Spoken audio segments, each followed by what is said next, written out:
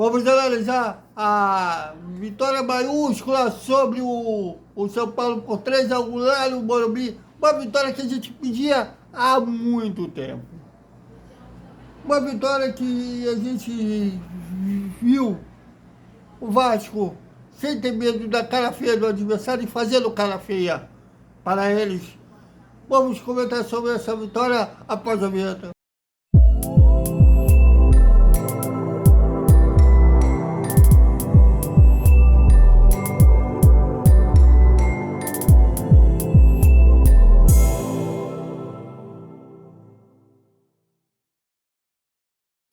Salve, salve galera do Vascão! Que linda noite, uma noite que a gente vai dormir como se a gente estivesse fazendo amor com uma musa, como uma mulher que a gente ama, e cada um com seu gosto. Mas olha, um Vasco que hoje, como foi o Dia dos Namorados, a gente fala muito do Vasco não correspondendo ao amor da torcida. A torcida comprando produtos oficiais que são caros, comprando ingressos que hoje são caros. Eu defendo ingressos populares, mas hoje não há mais ingressos populares. Então, você vê a torcida se doando, e o Vasco não correspondendo dentro do campo. A torcida não quer muita coisa, ela quer felicidade, ela quer tirar sarro com o seu amigo, o torcedor do adversário, porque nos últimos 20 anos até os adversários já estão com pena de zoar Vasco. E o Vasco quer voltar a ser grande, como ele merece, como a torcida nunca deixou de ser grande, mas o time dentro do campo estava deixando de ser. E hoje vemos aquele Vasco, aquele lembrete do Vasco, grande, de não ter medo de jogar fora de casa, não ter medo de qualquer adversário. Pelo contrário, se pôs, o Vasco dominou o São Paulo o tempo todo e bateu no Tricolor Paulista por 3-1. E acabou com o jejum de 13 anos, você venceu o São Paulo lá no Morumbi. A última tinha sido em 2012, ainda com aquele time que havia sido campeão da Copa do Brasil no ano anterior e quase foi, só não foi campeão brasileiro por erro da arbitragem. E que foi 1-0 gol do Wagner. E no ano anterior, em 2011, com o time que já tinha sido campeão, não lembro se já havia sido campeão da Copa do Brasil ou estava ainda no decorrer da campanha que acumularia o título da Copa do Brasil. O Vasco venceu também o São Paulo lá por 2-0 com o gol do Felipe e do Éder Luiz. E em 2012, que até hoje havia sido a última vitória, 1-0 gol do Wagner. E hoje o São Paulo começou parecendo que iria dominar o jogo com mais posse de bola. E o Vasco estudando o São Paulo. É como se o Vasco chegasse para o São Paulo falando: só isso que vocês têm? É só esse repertóriozinho que você tem? E quando falou, agora eu vou mostrar o que eu posso fazer, abriu o placar, que foi um lindo passe do Paulo Henrique. E o Ryan pegou na intermediária, ele viu simplesmente um buraco na defesa do São Paulo. Arrancou como bem entendeu, como ele é ambidestro, ele foi da esquerda para o meio e bateu na entrada da área e contou ainda com... Eu achei uma falha do Rafael, já que a bola passou por baixo do corpo do Rafael, e o Vasco abriu o placar. E lembra que no passado a gente falava, até um pouco de jogos atrás, que o Vasco não levava gol, tomava um banque, né? Até o Fernando Diniz falou isso, anterior a ele, o Fábio Carilli falou isso. E E o São Paulo tem esse mesmo problema. Não é à toa que os times estão lá na parte de baixo da tabela, né? Hoje venceria justamente quem fizesse o primeiro gol. E o Vasco fez, o São Paulo sentiu um gol. E o Vasco cresceu na partida ainda mais, começou a tocar rapidamente a bola, que é uma evolução na parte ofensiva, que o Vasco estava muito lento quando pegava a bola, quando tentava atacar, e isso facilitava a defesa dos adversários, que conseguia se recompor. E hoje o Vasco com uma rapidez um meio para frente, com o Felipe Coutinho tendo uma bela de uma atuação, talvez a melhor atuação nesse retorno dele no Vasco, até melhor na atuação contra o Flamengo, que ele fez gol, né? Eu não diria que o Felipe Coutinho chamou a responsabilidade para si. Hoje o Vasco não precisou de alguém que chamasse a responsabilidade para si. Hoje o coletivo fez a vitória acontecer, mas eles distribuindo bem espaço, achando passes interessantes. E o Vasco simplesmente não deixando o São Paulo respirar. E nisso saiu o segundo gol. E contou ainda com uma vontade do Paulo Henrique, que ele havia perdido a bola no campo de defesa, correu para recuperar, roubou a bola dentro da área, foi da direita para a esquerda para chutar. Chutou, a bola bateu na zaga e sobrou para o Nuno Moreira, que marcou o segundo gol. E o São Paulo tentando diminuir, pôr o jogo na base da Bafa, e o Vasco perdendo vários gols no primeiro tempo. O São Raian perdeu um Paulo Henrique de uma jogada linda, jogada do Felipe Coutinho, que deu um lindo passe para o Vaete. O Vaete deixou o Paulo Henrique na cara do gol. Ele chutou, o Rafael defendeu, e ele desequilibrado na hora do rebote chutou para fora. E o Ryan, um cruzamento que a bola passou pelo Vaete, ele que elimina o cabeça do treinador. Se fosse uma posição invertida, se o Ryan tivesse no primeiro pau e o Vaete no segundo pau, teria sido gol, porque o Vaete, a especialidade dele, ele saberia cabecear ali. E aí o Ryan cabeceou como um astronauta, a bola foi por cima do gol. Quer dizer, o Vasco podia ter liquidado a fatura no primeiro tempo. No segundo tempo, o São Paulo, de cara,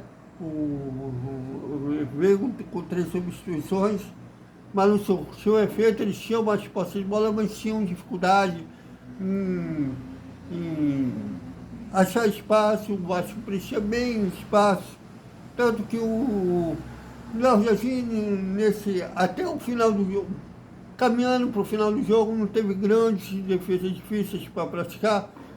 A maior defesa foi uma bola mal recuada no Lucas Freitas, que quase foi contra. Ele teve que correr e chutar para escanteio. E o Vasco tocando a bola, esperando os erros no São Paulo para dar o bote.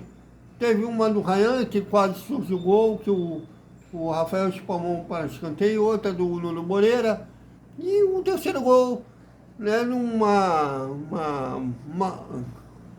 saída de bola mal, uma rebatida pelo Rafael, que sobrou para o Felipe Coutinho, e ele mesmo sendo puxado, armou pela direita, e cruzou rasteiro, e o Vaete chutou no contrapé do Rafael, fazendo 3-0. Que se o Vasco continuasse botando a bola no chão, saindo com rapidez, poderia ter feito o quarto, quinto gol. E com 3-0 procurou apenas administrar a partida e estava fazendo isso sem grandes problemas, até as substituições, até que as substituições nesse jogo não foi tão ruim. Eu só, como o placar já estava resolvido, em vez do Alex Teixeira no lugar do Felipe Coutinho, eu teria botado o Norte Augusto para humilhar mais em São Paulo até. Quem sabe o Alan Rolando, que vocês sabem que eu acho no Norte Augusto fizesse o seu primeiro gol com a camisa do Vasco, fizesse 4-0, né? Hora que eu ganho. A coisa seria. Mas, já no final, no último lance do jogo, que o São Paulo fez o seu gol de honra, no Pumita, eu até relevo hoje esse erro do Pumita, porque ele não vem jogando há muito tempo. Ele foi convocado para a seleção uruguaia, mas não foi relacionado no último jogo do Uruguai, agora pelas eliminatórias da Copa do Mundo, contra se não me engano, foi contra o Equador, né, que o Uruguai jogou, e ele errou o tempo da bola, a bola sobrou para o Ryan Francisco, que acertou até um bonito chute, né, na entrada da área, né, acertou num ângulo do Léo Jardim, não tinha como o Léo Jardim defender, mas era um gol evitável, dava para o Mita evitar aquele gol, mas olha, como o placar estava resolvido, não vou ficar batendo no Comita, né? Mas eu acho que lá no vestiário, o Fernando Diniz vai chamar a atenção dessa falha do Comita no Uruguai. Então, valeu essa vitória, valeu a quebra da escrita. E hoje eu espero agora que, como a gente fala, respeito se conquista. Seja pelo menos um início de um respeito, porque quando a gente vê as outras mídias, umas que dizem ser neutras, que trabalham com todas as torcidas, outras até mesmo de outros clubes, quando fala do Vasco, não fala com respeito, né? Já cantam vitória antes mesmo da bola rolar. Vocês lembram, né, na estreia do Campeonato Brasileiro, os santistas já cantavam vitória, né, antes da bola rolar, acharam um absurdo quando perderam para o Vasco na estreia de virada. Então, que isso seja um início de um respeito, já que foi uma quebra de um tabu. Ano passado a gente quebrou 2 tabus, né? A gente quebrou o tabu de não vencer o Internacional fora de casa, que durava desde 2019, se eu não me engano, e, né, que a gente venceu 2-0, que o Laicon fez o segundo gol do Vasco. Aliás, o Laicon deve ter feito um crime fazer aquele gol, que depois daquilo ele perdeu o espaço e foi punido, né? Vencemos o Internacional lá em Porto Alegre, durava muito tempo, e vencemos o Corinthians, que o Vasco não venceu nem em casa nem fora, o Corinthians desde 2010, né? Ano passado a gente quebrou esses 2 tabus, e hoje quebramos o tabu de não vencer o São Paulo após 3 anos. Sabe, eu estava vendo, né, dias antes desse dia, esses jogos, até postei em um dos vídeos, né, já que falava embaixo de São Paulo, aquele jogo de 89, claro, Thiago, a gente fala abaixo de São Paulo no Morumbi, sempre vai lembrar de 89, que o Vasco foi campeão em cima deles lá, correto? Mas não era decisão, nenhum dos dois seria campeão hoje, mas o espírito. Independente de valer 3 pontos, independente se for final, valendo o título, tem que entrar com o espírito de pensar em vencer, sem ter medo da cara feia do adversário, e fazer cara feia para o adversário. É o que o Vasco, faltava isso no Vasco. O Vasco tinha muitos jogos, entrava em campo já derrotado. Não pode ser assim. Então hoje o Valeu, pelo menos, relembrou aquele espírito do Vasco vencedor, o Vasco aguerrido, o Vasco sem medo de ninguém. Agora, fica a grande pergunta, já que será um mês de férias, né? Na verdade, o elenco vai ficar 10 dias de férias e depois se prepara para o restante da temporada. Pelo brasileiro, no retorno do brasileiro vai pegar o Botafogo lá de Brasília, já que o Pedrinho achou interessante, vendeu o único jogo que a PM permite que seja Januário, lá em Brasília, no Mané Garrincha, também na sequência da Copa Sul-Americana, pescagem, que vai pegar o Independente da Vale, e os jogos da Copa do Brasil, os 2 jogos contra o CSA. Então, quer dizer, apesar de 10 dias, terá mais 10 para o time continuar pelo menos nessa pegada que apresentou hoje. Então, cabe essa pergunta: a vitória de hoje foi uma doce ilusão ou é o início de uma arrancada no Campeonato Brasileiro? Não só no Brasileiro, como na temporada. Isso, claro que a gente espera que seja a segunda opção, que seja arrancada, mas quem vai responder a gente é esse elenco do Vasco. E a gente espera também que venha reforços à altura ou melhores do que estão para sair, e a altura do Dimitri Payet que saiu. Então, a gente terá nesses 10 dias de férias, nesses 20 dias de férias, sendo que o elenco terá só apenas 10 dias de férias, evolução e também reforço. Até mais.